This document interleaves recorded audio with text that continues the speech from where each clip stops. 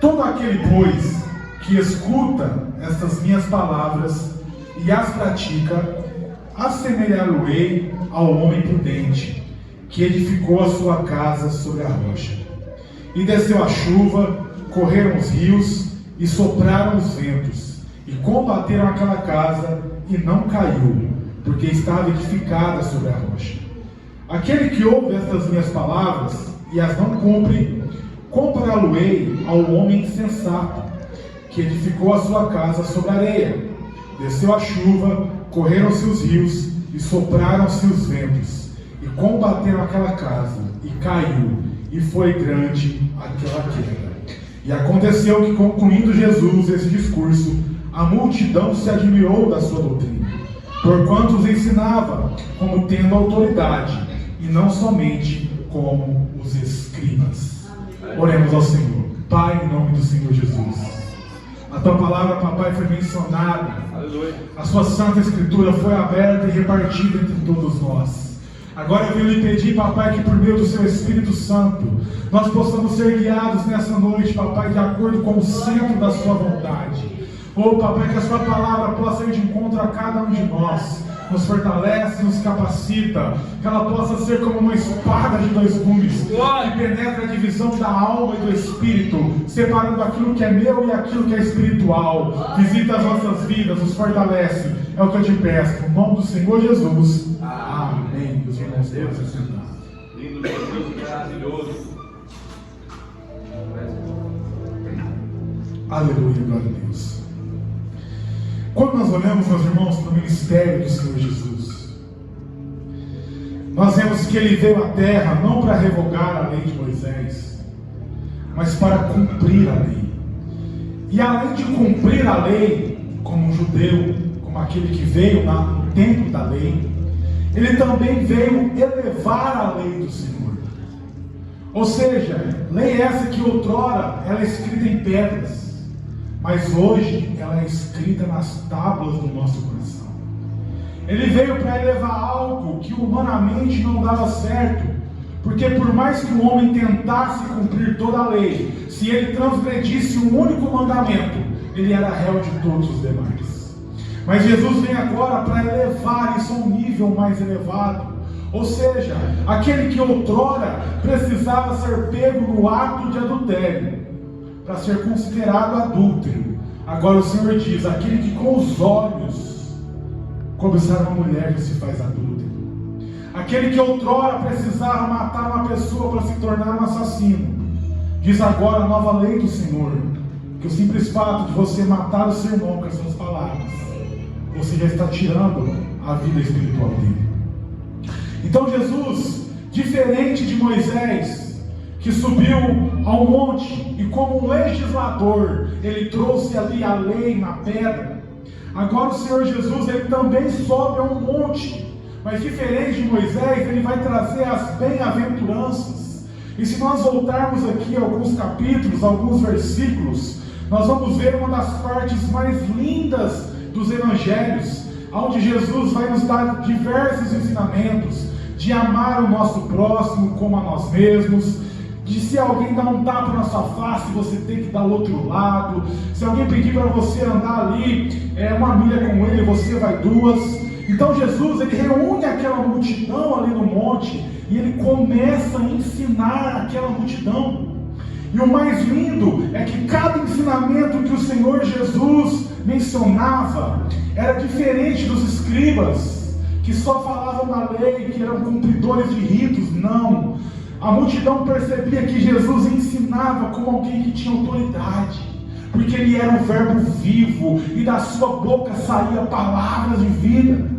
Então imagine comigo nessa noite, aquela visão mais linda do Mar da Galileia, aquele monte repleto, árvores, passarinhos, e Jesus ali usando a acústica daquele monte, para ensinar aquela multidão que estava sentada ao redor dele. E depois de um extenso discurso, ele vai escolher para terminar esse discurso, essa pequena parábola que nós lemos. Parábola essa que nos conta uma das histórias mais lindas. Porque Jesus, como nós bem sabemos, ele falava de coisas acessíveis a todos nós, do cotidiano. Ele falava de pescadores, ele falava ali da cultura daquele povo. E aqui ele vai usar a ideia de dois construtores. Dois homens ali que tinham habilidades iguais, dois homens ali que tinham a mesma capacidade, tudo disponível a eles para que eles pudessem edificar algo. E não diferente de nós que estamos aqui nessa noite, todos nós fomos chamados para edificar algo para o Senhor Jesus. Aleluia. Não pense que você entrou aqui para ficar sentado nesse banco e somente ouvir, não. O Senhor Jesus, ele tem te chamado para ser um edificador. Ele tem te dado as ferramentas, ele tem te dado a capacitação, ele tem te chamado, ele tem te capacitado, derramado o seu Espírito sobre a sua vida. Aleluia. Mas a diferença é que alguns escolhem se dedicar à obra e outros não. Alguns até fazem a sua construção, mas aqui existe algo que vai diferenciar esses dois construtores. É o lugar onde eles fazem as suas casas. Porque enquanto um vai escolher fazer sobre a rocha, um lugar difícil de perfurar, imagina só você cavar um buraco em um lugar pedregoso. Você custa cavar um buraco, você tem que ter ferramentas mais afiadas, demora mais tempo, exige mais labor, você vai encontrar maiores dificuldades. E o outro vai escolher construir sobre a areia. Se você fosse um desses dois construtores, qual você seria? Claro que conhecendo o final da história, você diria aquele que constrói sobre a rocha. Mas será que olhando para a nossa vida hoje, fazendo um panorama daquilo que você está vivendo, você tem escolhido o mais fácil ou o mais difícil? Será que na nossa vida nós temos feito escolhas que muitas vezes vão exigir menos de mim? Vai ser mais fácil, não vai ter tanto esforço, não vai precisar de tanto empenho da minha parte. Muitas vezes nós queremos ser aquele que constrói sobre a rocha, mas inconscientemente nós estamos construindo sobre a areia. Isso muitas vezes aos olhos de quem vê exteriormente e não tem o discernimento espiritual pode parecer injusto, porque imagina aqueles dois construtores começando a construir as suas casas. Claro que aquele que construía sobre a areia terminou a casa primeiro. Foi muito mais fácil cavar, foi muito mais fácil ali levantar as paredes, foi muito mais fácil ele construir. E aqueles que andavam pela rua, conjecturo eu imagino, poderiam olhar ali para aquele construtor e dizer, ele é mais hábil que o outro, porque embora ambos começaram junto, a casa desse que construiu sobre a areia já está pronta. Enquanto aquele que constrói sobre a rocha, ele ainda está lançando os alicerces. Ele ainda está furando, ele ainda está cavando. Existem dias que você diz, eu não tenho força, eu não consigo. Mas de repente ele tem uma força, a força do alto que te reveste e diz, meu filho, não pare. Embora seja árduo o trabalho, embora a lavoura seja árda a colheita, eu te chamei para algo grandioso. Glória a Deus. E não existe, meus irmãos, uma propriedade de alto valor que não dependa de um empenho, de uma construção. Todos nós temos em nossa mão a planta que nos guia para esta construção. Todos nós carregamos aqui esses 66 livros que nos trazem as diretrizes, o formato, o tamanho, a largura e a profundidade de como nós devemos construir a nossa vida. Verdade. Mas muitas vezes nós negligenciamos a primeira ordem, que é construir sobre a rocha. E essa rocha é o Senhor Jesus. A pedra de esquina que muitos construtores rejeitaram. E esse que construiu sobre a areia foi um desses. Nós poderíamos olhar, imagine comigo aquela casa construída sobre a areia. Uma casa linda, bonita, com paredes revestidas, pintadas, um lindo teto, blindex, um grande empenho naquilo que é exterior, mas o interior, aonde os homens não veem, e somente aquele que lançou ali os alicerces conhece, estava por um fio, não havia o menor fundamento. Muitas vezes nós damos muita atenção para a roupa que eu vou vir, para a gravata que eu vou usar, da forma que eu vou me apresentar, como os irmãos irão me ver, o carro que eu vou ter, os bens que eu vou adquirir, a honra que eu vou receber, o prestígio que eu vou ter. Tudo isso é externo e é belo aos olhos dos homens, mas quando o Senhor nos vê, Ele não olha como o homem vê, Ele vai além do exterior. E Ele penetra agora o mais profundo do seu interior. Ele entra no mais profundo do seu ser, nas entranhas da sua alma. E Ele consegue nessa noite mensurar. Porque a palavra, além de ser essa planta, ela é a espada que penetra a divisão da alma e do espírito. E Ele adentra as profundezas da sua alma. E realmente Ele sabe se você está alicerçado ou não sobre Ele. Aleluia. Não vai ser fácil. Vai exigir um esforço.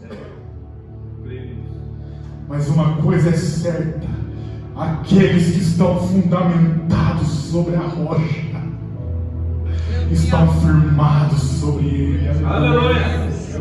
É Ele quem garante, é Ele quem guarda, é Ele quem edifica, é Ele quem sustenta, é Ele que protege, é Ele que fortalece, é Ele que retifica as nossas vidas. Glória. Maravilha, papai. Muitas vezes a casa sobre a rocha ela não tem aparência, ela pode ser mais rústica.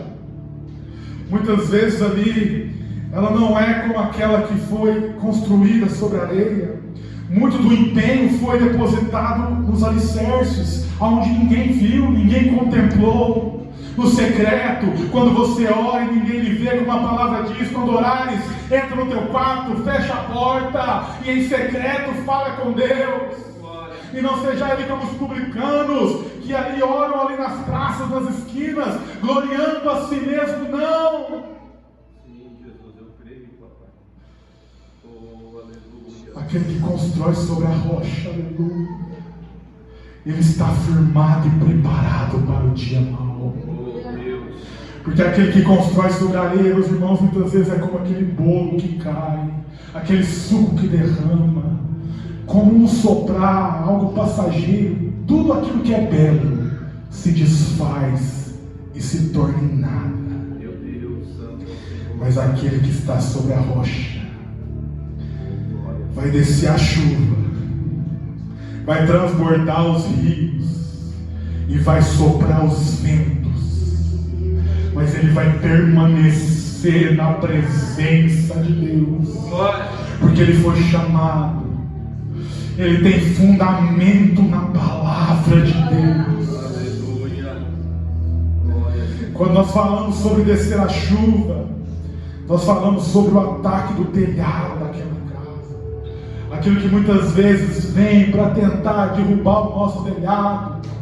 Onde muitos têm aquele telhado lindo de vidro, mas que quebra. O inimigo vem sobre a nossa vida, sobre a nossa casa, sobre o nosso trabalho. O tempo, as intempéries, as coisas externas, tentando fazer a gente desanimar, tentando infiltrar na nossa vida, tentando fazer ali que haja uma goteira, e quando essa goteira ali arrumar um espacinho no nosso telhado, ela vai entrar no nosso coração, aquilo vai começar a pingar, e vai haver uma infiltração, e quando você menos esperar, você está fraco na presença de Deus. Depois nós temos ali o ataque sobre os alicerces, ou seja, transbordaram-se os rios. Vai querer te alagar, vai querer tirar você da sua posição, vai querer atacar a sua parede, a sua proteção, que impede as coisas desse mundo de entrar na sua vida, na sua casa, na sua família, no seu casamento. Jó era guardado de Satanás, claro, você protege ele em volta. O Senhor é a nossa fortaleza, Ele é os nossos muros que nos guardam. Glória! Neemias reedificou os muros da cidade.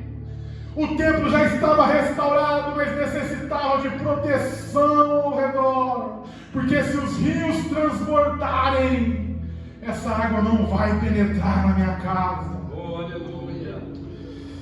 Terceiro, sopraram-se os ventos, ou seja, vai querer derrubar a sua casa.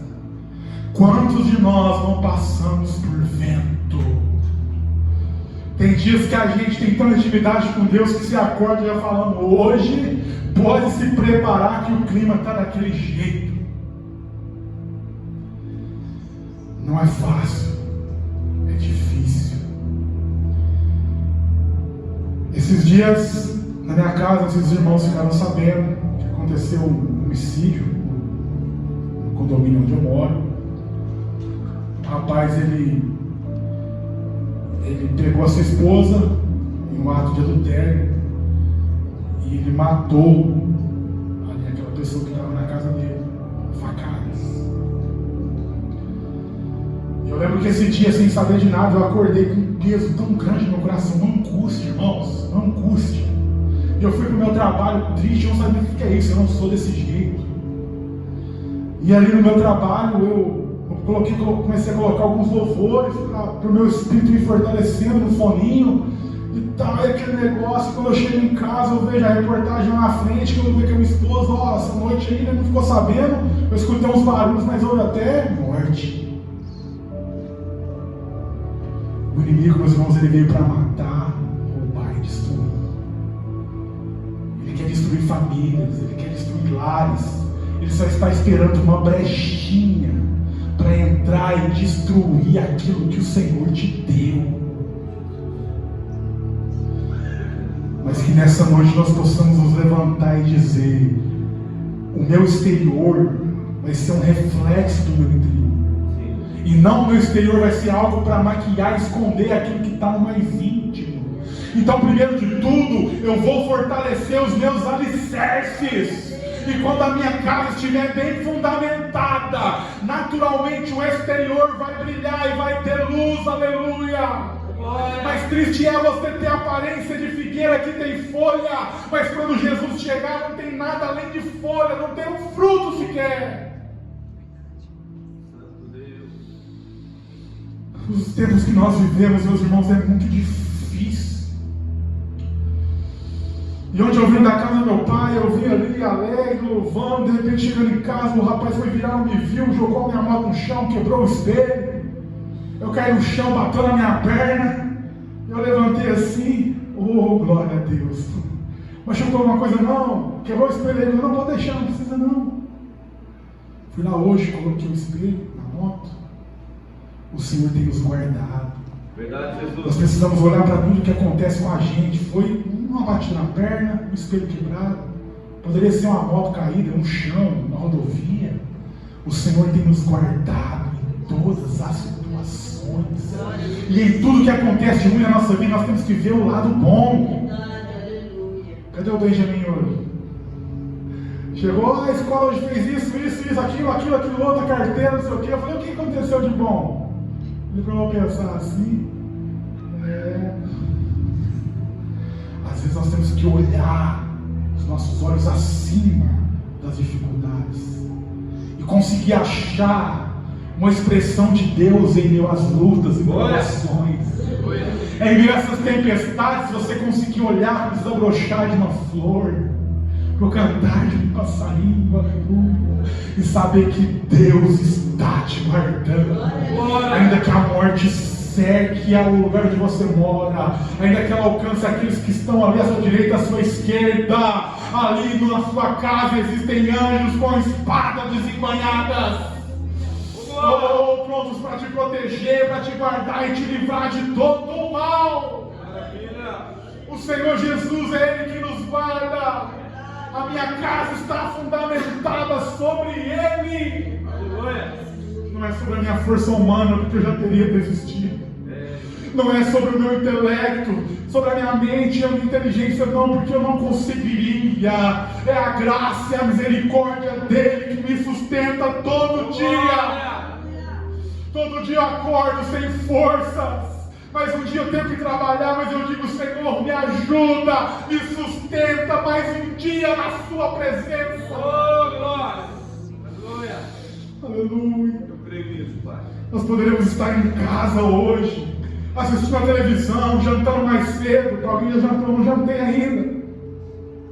Mas nós estamos aqui edificando a nossa vida, fortalecendo, nos reunindo, dispensando Deus na vida de cada um, entendendo que para nós permanecermos, nós temos que ser igreja, nós temos que estar junto. Eu dependo daquilo que o irmão tem para me falar, você depende daquilo que eu tenho para falar. Cada um tem algo de Deus aqui para ministrar na vida um dos outros. Isso é ser igreja, se fortalecer um com o outro. Maravilha, Pai. Eu creio. Porque nós somos pedras vivas, diz a palavra de Deus, que constitui o templo do Senhor. Imagina só aquela construção onde a gente colocou uma pedra fundamental, e sobre essa pedra fundamental nós fomos colocando as outras pedrinhas, aleluia, como se aquela pedra fosse o plumo, fosse a base, fosse o guia, fosse o exemplo das nossas vidas, e todos nós estamos sendo assentados sobre essa pedra. Nós estamos edificando a nossa vida, porque Jesus, Ele é o nosso construtor. Glória! Aleluia! Maravilha, Pai. Abra comigo a sua Bíblia em 1 Coríntios, capítulo 3. Aleluia.